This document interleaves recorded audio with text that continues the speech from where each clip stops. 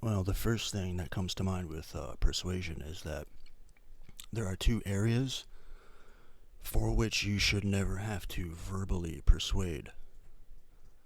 And if you find yourself there, it's almost like you're trespassing. The first one is you should never have to be outwardly persuading somebody to respect you. Um, that's one of those things that you live every day. And if you find yourself having to verbally say, like, I need to be respected, even saying that sounds weird, then you're in the red. You're fighting to get back to zero. And the other one is something I hear kind of often these days. It's this notion that women need to submit to you. Again, if you have to say this out loud, then you're trespassing, and in both of these situations, you will set yourself back further. Submission is not even a word that I like to use. It's technically not what's happening. As a man in a relationship with a woman, what you might call submission is back and forth. You both do this at different places, at different times, involving different things. And if this isn't the case, if you're trying to be somebody who is just this dominator, then you're not reverberating. You're not in this sort of symbiotic situation, and it's incorrect. It's just simply not something that you keep as a constant state. It's just not the way it is. In a truly healthy relationship, let's say you're, a man and a woman madly in love with each other. This just goes back and forth naturally. It's not something, just like with respect, that you need to verbally say out loud outside of maybe philosophical or intellectual discussions. These things, you give respect. You give that. You don't go out there demanding it. It's just not how it is. And if you have to demand that of the world, you're saying at the same time that it's something that the world is not giving you. And there's a reason for that. And instead of looking at people and demanding these things, you should be living in such a way that people simply can't help it. And again, you're trespassing if you have to look somebody in the face and ask these things of them. You're in no man's land. And persuasion, second, third of all, actually, the universe likes efficiency, and it likes honesty. And I know that sounds mystical, borderline, but it's just the way it is. You don't have to persuade somebody of something that they already want, or already believe, or already know. And a human being speaking is the bleeding edge of our particular speciality. All of it, all that we do, putting it into words is the bleeding edge. It's the creating point. And it is truly the combined sum. And it reveals at least half of us, because there's also what we do. And persuasion is left incomplete if it's something said and not done, and vice versa. Something done and not said. And it's like I've said in the past, I can't really sell something or talk about something persuasively or believably or credibly if I don't believe it. It won't even cross my mind as something to say out loud if I don't believe it. Even if it's later discovered to be untrue, at that time, it is absolutely what I believe. And ironically, knowing yourself and what you want and need as a human being has a lot of overlap with knowing others. So, people know what they want. People know what they need. So, in that, there's a strong connection to what others might want and need. And like I said in the past, things like respect and that word submission that's not quite fitting, there's an element of anticipation. Like, people know what you want. They do. And you know what other people want. So when you do have to persuade something of somebody, it's almost like there are only certain areas where persuasion is even needed.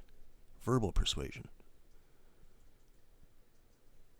Because there are certain areas like love where, especially I guess you could say this day and age, where we have so much access to so many different people, it's like, who are you to say these things? You know? And the existence of somebody's love for you is almost an imposition. It's like that quote I've seen so many times. Don't activate those deepest parts of somebody if it's not true. Because that's pretty catastrophic in the end, to do that. And when you're younger, it's like you just play around with that. You don't quite know what you're doing. Because it's you feel these things and you pursue these things. But that ability to see into the future is greatly diminished when you're younger. Greatly diminished. It's like when you're younger, you're almost operating more on the animal level. There's less of a buffer between now and then being the future. It's more, I feel this now, therefore I must pursue it. And part of that pursuit involves persuasion. And persuasion is tightly linked to seduction. But seduction is more acute, and persuasion is more general. And persuasion is something that happens all the time. It's like, imagine if you could only verbalize things. Imagine how much time you would spend having to convince people of things. Imagine if you couldn't speak and your actions were the only mode of persuasion. Imagine how much time you would spend doing. It is the merger of these two things who are working in a sort of consistent conjunction towards a single thing that forms the whole circuit of a persuasive situation. And we can draw on many examples of this. Some of the greatest love stories of all time involve a synergy of beautiful words and beautiful deeds. And in my personal experience, there's nothing quite as strong as real romantic love for somebody. I mean, that's going to compel you more than anything. At least it does for me. But you don't love everybody like that. You just don't. By nature, it is very singular. And the singular nature of it is part of its persuasiveness. I mean, imagine if you loved everybody you met with all your heart and soul. What would it mean? It would say more about you than it does about the objects of your affection. And today we're, well, I guess you could say, as we always have been, But today in particular, we're exposed to many arguments for many things. And we have access to easy knowledge today. Like I dropped out of high school in 11th grade and finished and got a GED. And I have the bulk of what I know about anything due to just completely free information and interest in these things that came later. And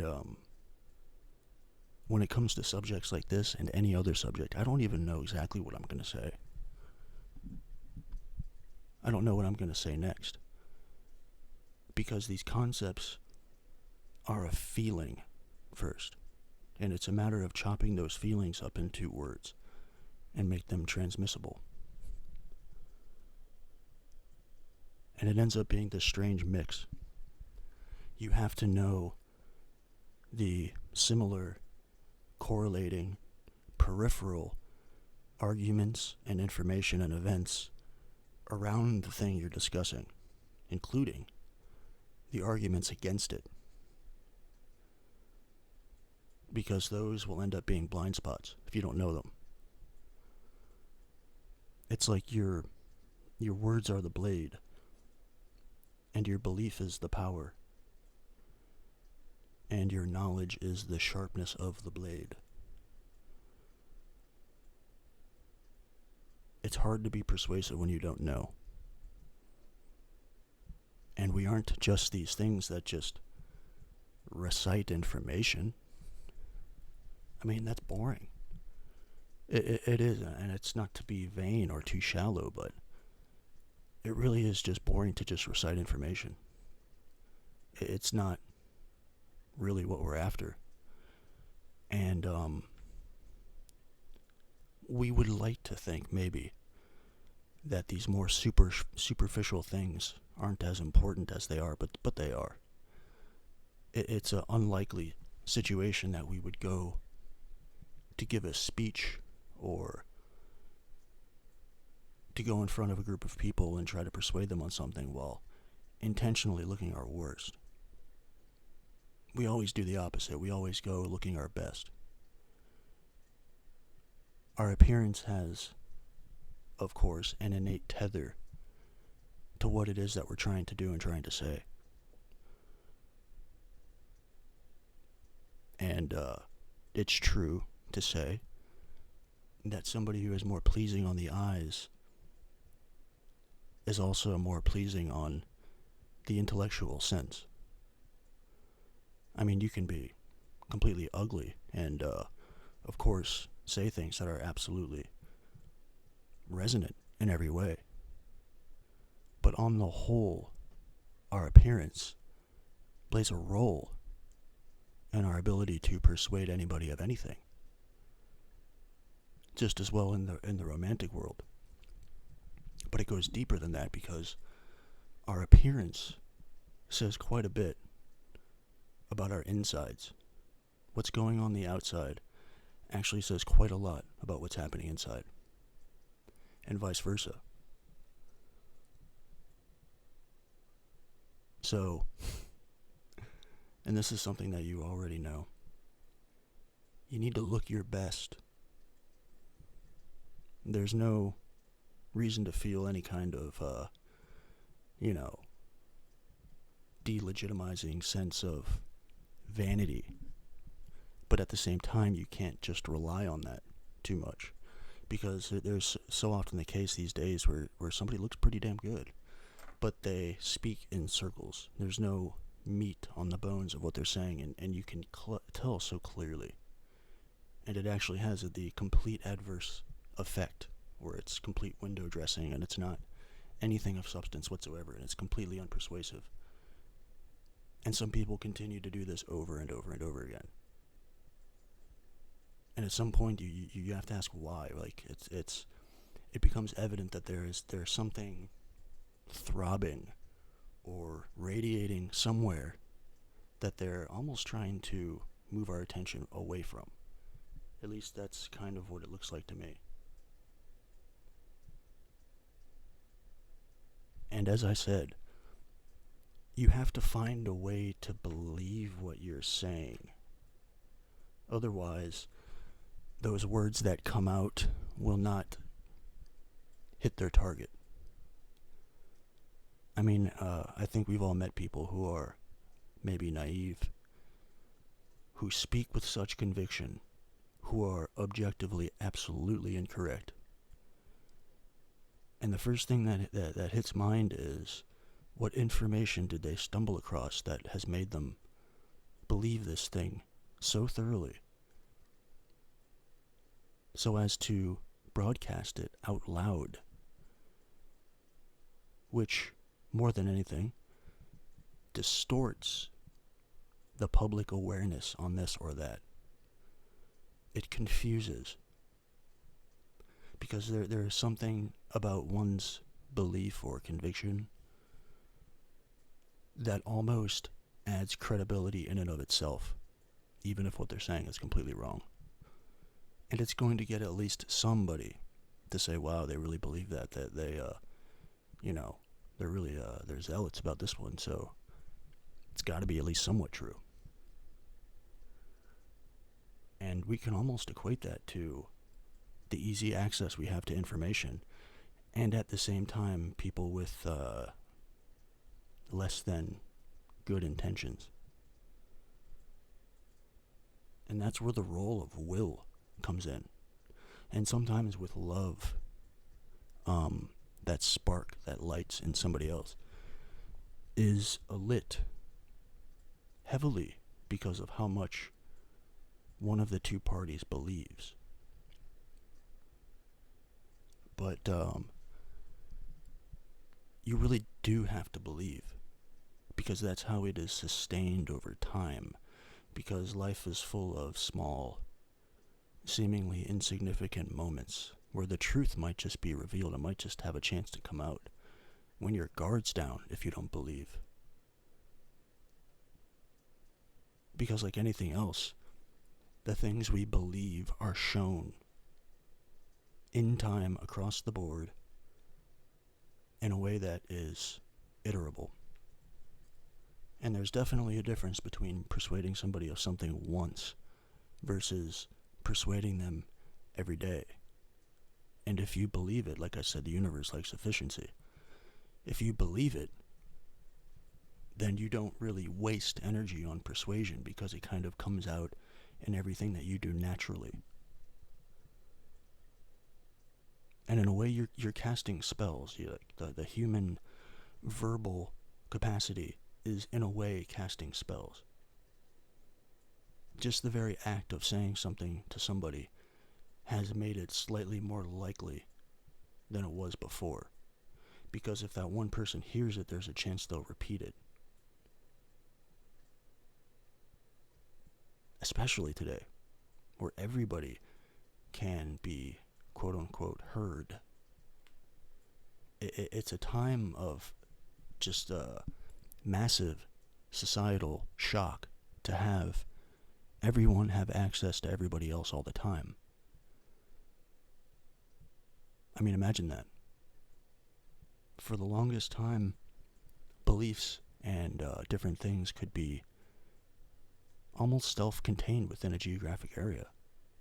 They couldn't really get that far because it dilutes the further it gets away from the source. And that's just not the case today.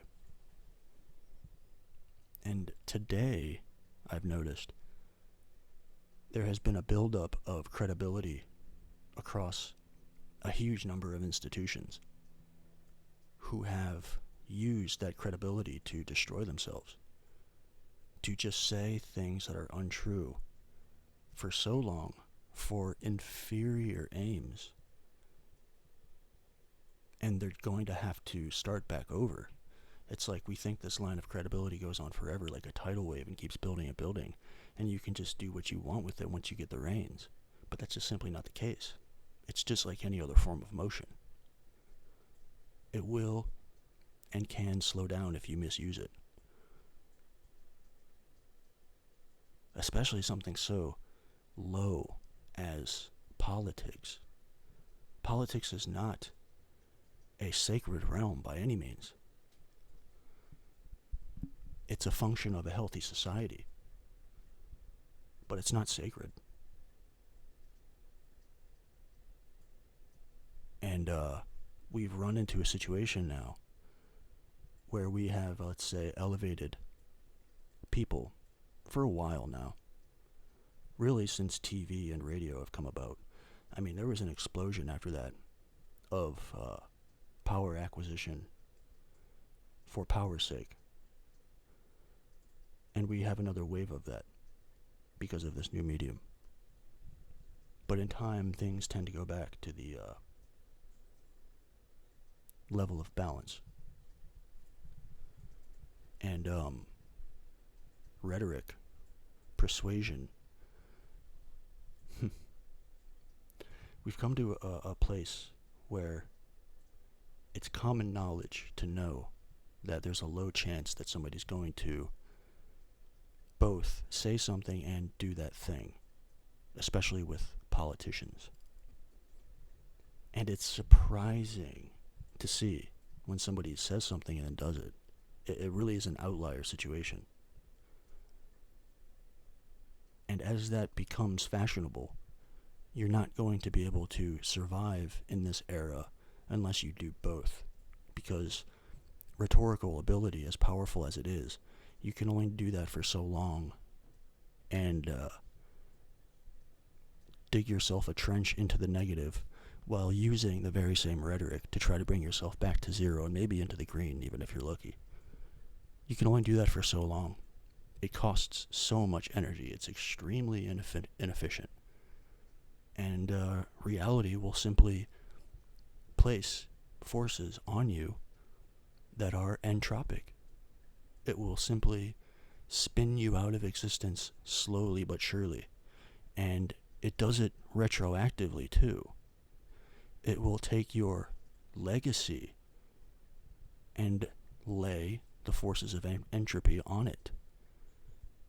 Because if you're using simply and only rhetorical means to persuade and still, then especially if your actions are actually the direct opposite, that's worst case scenario. That's tearing at both ends. Then what you thought of as your legacy will just simply be destroyed. And it's also new to have this thing where your full and complete rhetorical efforts are stored in a place where we can go to and watch it again and hold it up against what you're saying now. Like, we used to kind of be able to do that, but, you know, we'd watch a speech or something on TV, but you could distort that a little more successfully. You could reframe what you said, put a new meaning onto it, and you could sort of play with its higher malleability. But now, no, you can't do that. So you're basically put into a box where it's like, all right, I surrender. I have to both do and say the same thing. Yeah. And there really isn't any way around that now. And slowly, I really believe that we will hone these things together. I honestly believe it's, in the end, going to make us better and sharper and more efficient and all these things. And I don't think we'll lose, let's call it the romantic element, you know, the hearts component in hearts and minds. Because it's like I said, in this life, your human relationships, your relationships with other people are going to be the most important thing that we end up with. And to the person who has beautiful, not just for the sake of information transmission, beautiful rhetoric ability, the world will seem to open up doors for you. Because there's a bit of an artistry in the way that you're talking. The world seems to reward not just honesty, but beautiful honesty. It seems to compound. And it's bore out, it's proven every day and all the time. I'm always speaking from my point of view, obviously. But, like I said, in knowing myself pretty well, I also know others. And as a man, you should ultimately be somebody that, sort of the cliche, women want and men want to be. It really is that simple and that basic. And then you can kind of shred that up into the details. And everybody is completely different, yet the same. It's like there are these things that we all universally want, and at the same time, all means of getting there are distinct and different. And, like I said, seduction is also heavily tied to persuasion, especially with women. You don't really have to actively persuade women of certain things. When women want you, you know, when women actually fantasize about you, it's a completely different experience when you exist in the green, so to speak, instead of living in the red. It's a completely different experience when people just respect you and you respect them and you never have to actually ask for it. And, how do you do that? Do you do that? Do you exist in a way that people feel that way about you? Is your appearance as such? Granted, not everybody can be chiseled, square-jawed, handsome. And not everybody can be a supermodel, but you don't have to be. I've met people of all different shapes and sizes who click that thing in me that makes me believe in them. That gives me a sense of real endearment toward their cause. And I can tell when they're going about themselves that they're not looking for power, and simultaneously power is given to them. It's this weird kind of paradox where the best leaders aren't necessarily fixating on leading. They just so happen to walk in a certain direction, and people tend to want to go that way too. Reality seems to reward that as well. It's strange how there are these almost social laws that are completely unwritten, often unsaid, but sometimes alluded to. If you just want power, like I've said, you're in the way. And you will eventually be discarded. You'll eventually lose. That's not a sacred game to play, let's say. And, as a man in particular, like I've said, the most rewarding relationships that I've had have been the best of friendships and the deepest of loves. And I've heard some ridiculous things, like people have said that women don't feel love, and I thought it was the strangest thing that I've ever heard. It sounded more like a reflection of the one who said it versus a statement or an actual near universal observation. Because women are the most loving things that I've come across, with some of the deepest, most truly sincere, genuine, effectual love I've ever experienced. And those sorts of things just deepen you across the board. I mean, it's like I've said, a man and a woman are two parts of a whole, and it's hard going as half of a whole, as complete as you may be, as that half. And really, how do you get somebody to trust you when trust equates to a potential lifetime hitching yourself together? Do you do that rhetorically? Do you do that by buying gifts?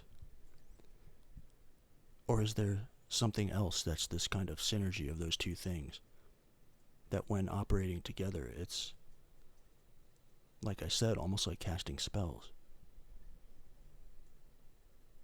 where there is a certain quality to your words, a certain quality to what you do, where somehow in each one there is the full breadth of belief, where it somehow settles in you. Because we do have these levels. And things can bounce right off and not collect at all, and actually cause a recoil. And other things can, like I've said in the past, strike a chord so deep that there's this kind of harmony. There's a chord or multiple chords that are struck together to make this beautiful sound. And sometimes you can just hear one sentence from this particular person that absolutely just guts you. Just completely melts your heart, melts your chest.